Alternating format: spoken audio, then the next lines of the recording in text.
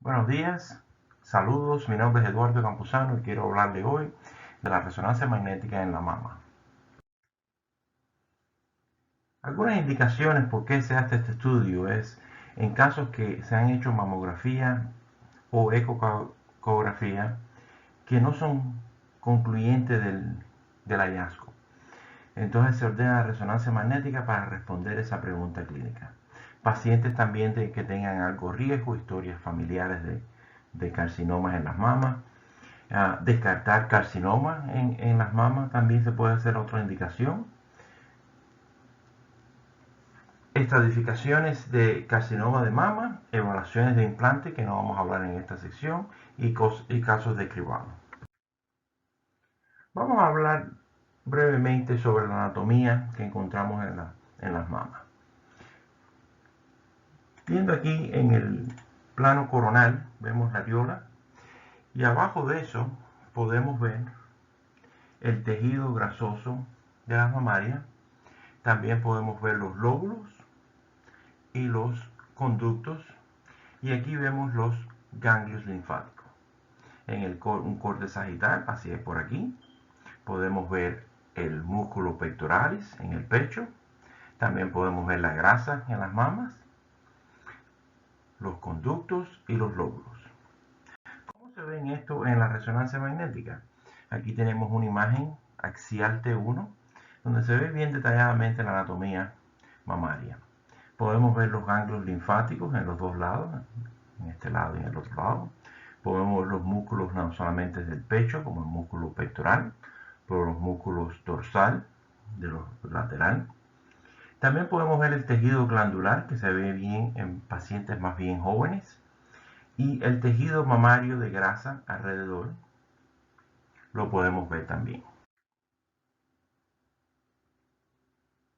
Es importante reconocer que este tipo de estudio, una de las partes más principales es la saturación de grasa, especialmente en las secuencias después del contraste.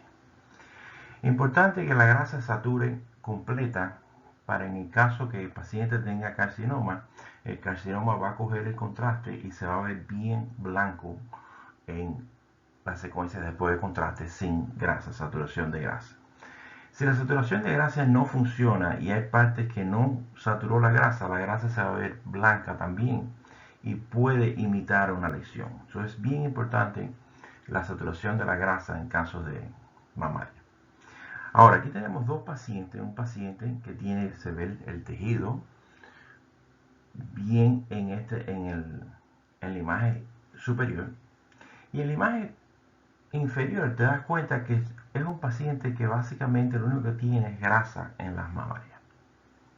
¿Por qué hablamos de esto?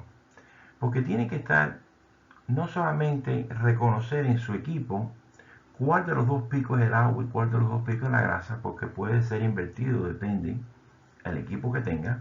En este caso, vemos que el pico más alto es el agua y el pico más corto es la grasa. ¿Por qué se ve así? Porque este pico pertenece al paciente que es más joven, que tiene bastante tejido glandular. Por eso el agua es más alto. En el caso del paciente inferior, en la imagen inferior, te das cuenta que la grasa es el pico más alto y el agua es el pico más pequeño. La razón por esta, porque la paciente tiene la mayoría del seno es grasa. ¿Por qué eso es importante? Porque si tienes que hacer una saturación de grasa, mejorar el shimming de la máquina, vas a tener que hacerlo manual. Tienes que reconocer en tu máquina cuál de los dos, en qué lado está el agua y la grasa, y después reconocer el paciente que estás haciendo, qué pico es el que tienes que saturar.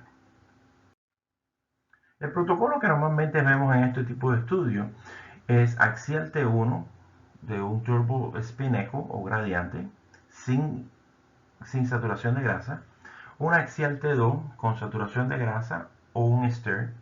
Esta secuencia es importante para poder ver casos que hay lesiones si son quísticas, si contienen líquido. El axial T1 sin saturación es bueno para la anatomía, como le enseñé anteriormente. También se le hace una sagital, normalmente una tridimensional sagital T1 con saturación de grasa en el lado afectado. Y opcionalmente en algunos lugares están haciendo difusiones con valores de B50 y 800 para mejorar la visualidad de esas lecciones. Ahora, antes del contraste, se le hace una secuencia T1 axial tridimensional con cortes bien finitos, con saturación de grasa. Y después del contraste, dependiendo de la máquina que estén usando, dependiendo del protocolo que están usando, en este caso, el protocolo que se usa es un protocolo con una resolución temporal de 2 minutos. Puede ser una resolución temporal de 60 segundos, 90 segundos, hasta 2 minutos. En varios casos se pueden hacer. En este caso lo están haciendo cada 2 minutos. Hacen una secuencia al minuto después de gadolinium. Hacen la misma secuencia, la repiten a los 3 minutos y se vuelve a repetir a los 5 minutos.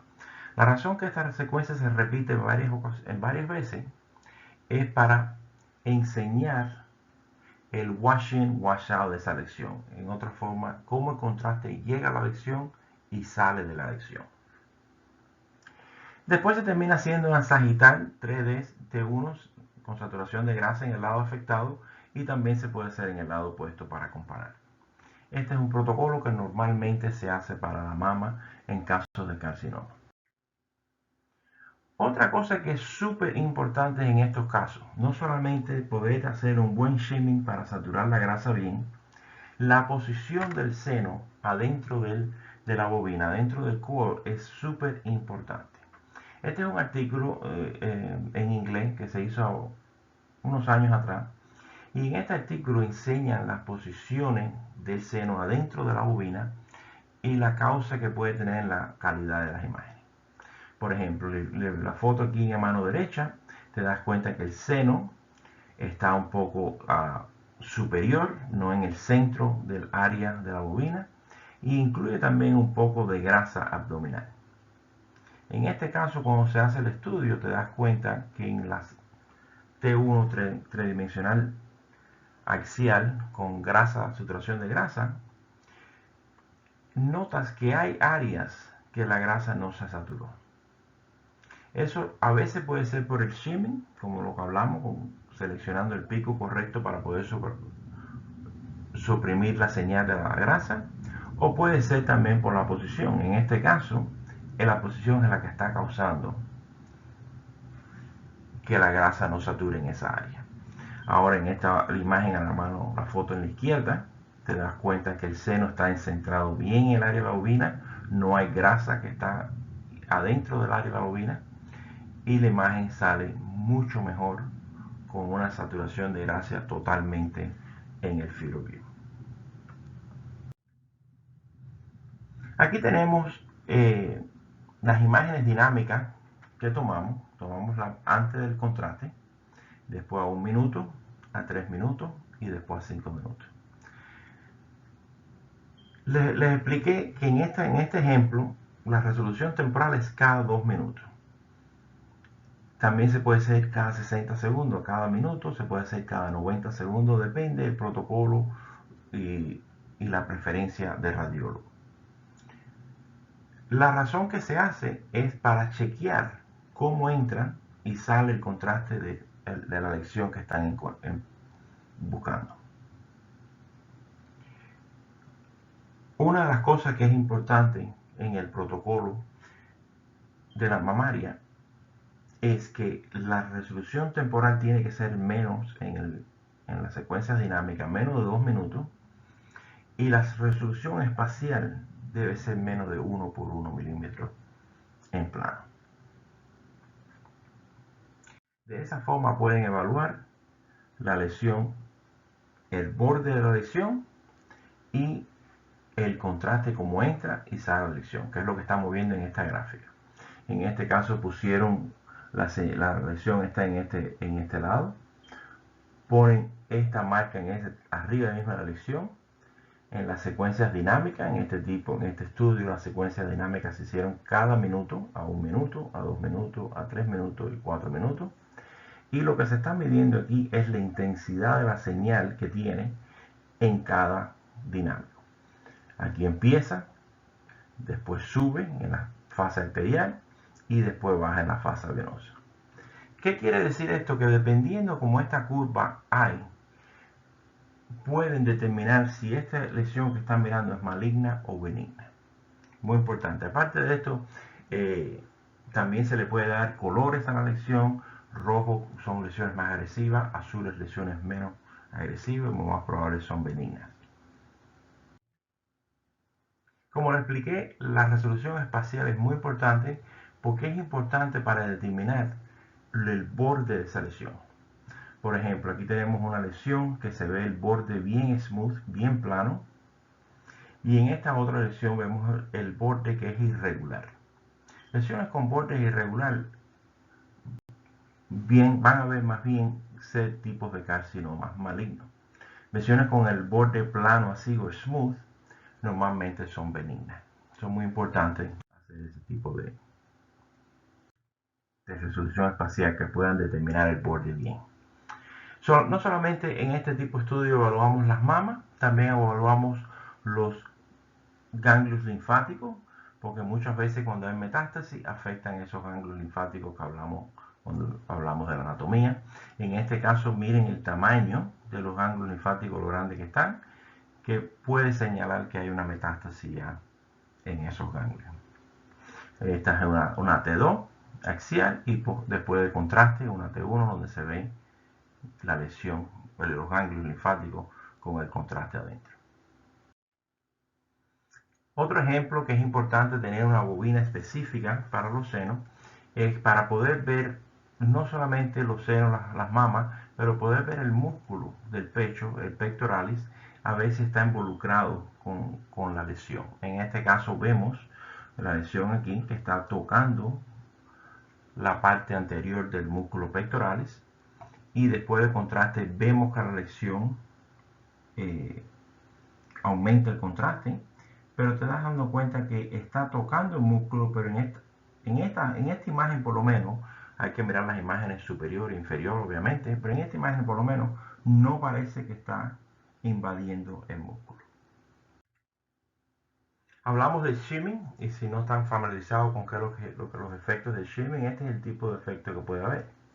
Si la posición del seno no está bien en la bobina, ya les enseñé que causa saturación, falla de saturación de la grasa en estas áreas principalmente, o si la máquina, el shimming de la máquina no está bueno, tendrán que hacerlo manualmente. Por eso es que les enseñé que tienen que reconocer los picos de la grasa y el agua para saber cómo saturar la grasa bien manualmente. Y esto fue lo que hablamos ya anteriormente, la misma imagen. Dependiendo de la máquina que usen, el shimming a lo mejor no funciona, o a lo mejor el tipo de paciente que tiene algún implante que causa problemas de shimming y ves que en algunas áreas la grasa no satura completamente. ¿Qué se puede hacer en estos casos? Una opción, que es una opción muy buena, es secuencias Dixon. Las secuencias Dixon adquieren un TE en fase y un TE fuera de fase y después pueden reconstruir la imagen con solo señal de agua. Cuando reconstruyes la imagen con solo señal de agua, no tienes señal de la grasa y puedes conseguir una imagen con saturación de grasa completamente. Se puede usar en otras partes del cuerpo, pero en las mamas también se puede usar con muy buenos resultados, como se enseña aquí. En conclusión, esto fue una breve introducción de por qué se hace la resonancia magnética en mama. Proporciona información adicional sobre los casos de mamografía o ecografía que hablamos que no responden la respuesta médica. Obviamente necesitas un resonador de 1.5 o 3 teslas, no se pueden hacer en menos porque la calidad no funciona. La razón que te hace falta 1.5 o 3 teslas por la señal, porque vas a tener que hacer las imágenes rápidas cuando estás hablando de las imágenes dinámicas y vas a tener que tener una resolución espacial buena para poder ver el borde de esas lesiones. El examen nuevamente es rápido, menos de 30 minutos. Y es importante que el técnico esté entrenado bien, no solamente cómo hacer el examen, pero la posición del seno en la bobina Es bien, bien vital eso. Esto ha sido todo por ahora. Gracias por su atención.